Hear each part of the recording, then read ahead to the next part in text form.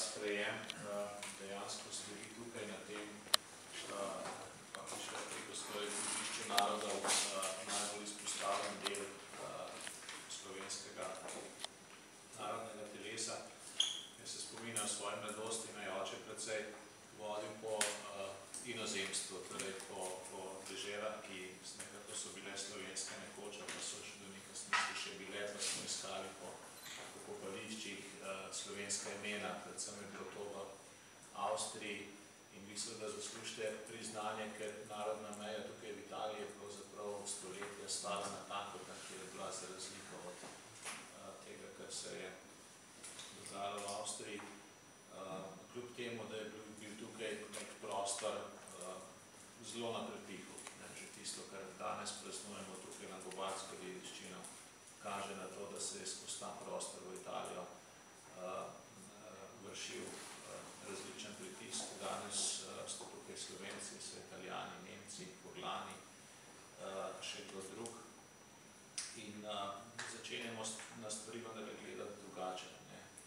Niso to več, ne iščemo več, kje je meja, ampak ugotavljamo, kje nastaja neka stičišča med različnimi kulturami in postaja pravzaprav pomembna funkcija stičišča, ne pa funkcija meje. In tukaj se mi zdi, da Čedad opravlja eno zelo pomembno vlogo in seveda tudi vaše društvo Ivan Trinko v tem kontekstu ravno tako. Jaz nisem minister, ki bi imel neke posebne pristojnosti na področju zaščite manjšin. Imamo posebno ministrstvo, zato sem pa minister, kamor sodita kultura in izobraževanje. In ko človek obišče in izobraževanje in kulturne ustanove v zamestju, se morda še bolj zave pomena teh dveh vsebin.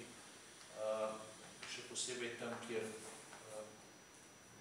stvari niso, bom rekel, večinske oziroma niso samo v sebi umevne. Tukaj ste upravili velik napor, da ste slovensko šolstvo, dvojezično šolstvo organizirali. Tudi smo izvedli za kakšna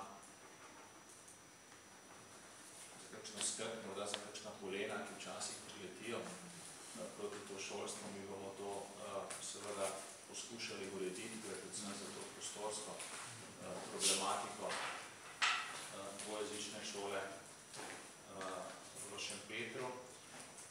Ampak veseli pa nas, da se ta vzorec prenaša tudi drugam, da se prenaša na sever, navzgor po Kanarski dolini. Ta vzorec smo tudi mi pri madžarski manjšini preskusili in nazaj sem bil v Lendavi. Tam se je obnesel, kaže se tukaj obnese in dejansko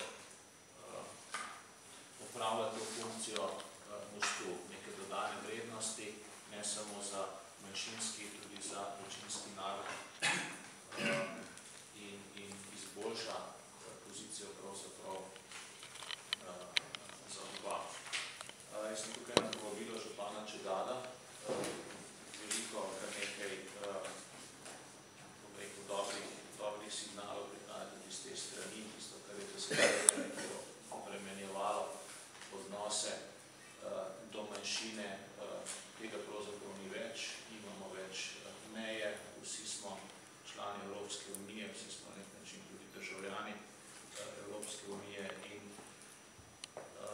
to odpira nove možnosti za sodelovanje. Slovenija bo seveda to podpirala. Jaz sem se tukaj zapisal vaše predloge, sugestije, kaj lahko naredimo več, zato da se in razumevanje o tem prostoru uveljavi in seveda tudi, da postane slovenska manjšina, njena kultura bolj vidna. Dejansko bi bilo prav, da slovenske šole, otroci v slovenskih šolah najprej spoznajo domovino bližnjo, širšo, da spoznajo prostore, kjer še živijo Slovenci, torej da intenziviramo te ekskurzije slovenskih šol v področje Koroške, Belečije, Ljudske krajine, skratka posod, kjer živijo ali so živeli Slovenci, pa gremo še da potem naprej gledati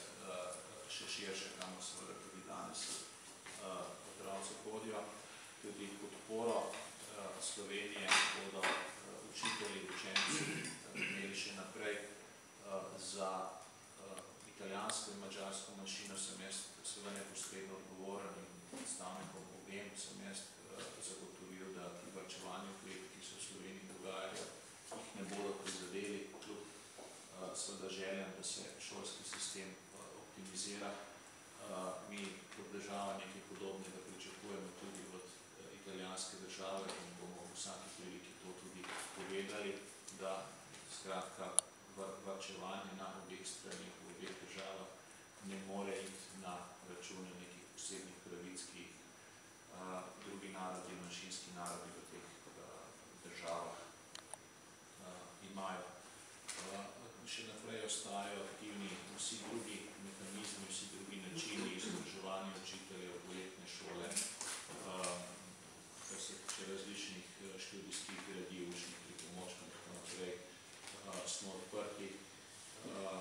Opozorili so me, da so biti kaj stvari znale, oziroma da so signali iz Ljubljane, da se stvari manjše, da se tukaj varčuje, na to Ljubljane preveril.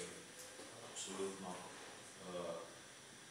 prioriteta ministrstva ostaja, da podpiramo v okviru naših pristojnosti, v okviru tega, ker Slovenija na tem področju lahko dela delo in slovenskih šolskih kot tudi kulturnih organizacij.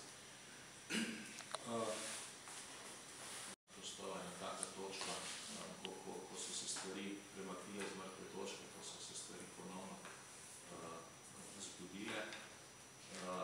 Dejansko je res, kot ste rekli, ne gre samo za to, da gradimo hiše, da obnovimo hiše, ampak da obnovimo tudi tisti duh, ki je v teh prostorih živel stoletje, ki je živel tisočletje, da ga spoštujemo in da ga uporabljamo za to, da iščemo tiste stvari, ki so nam skupne, tega po veliko. Jaz sem na koncu še enkrat zahvaljujem, da na tej najbolj izpostavljeni, najbolj zahodni točki držite slovensko zavest in še enkrat zelo vesel sem,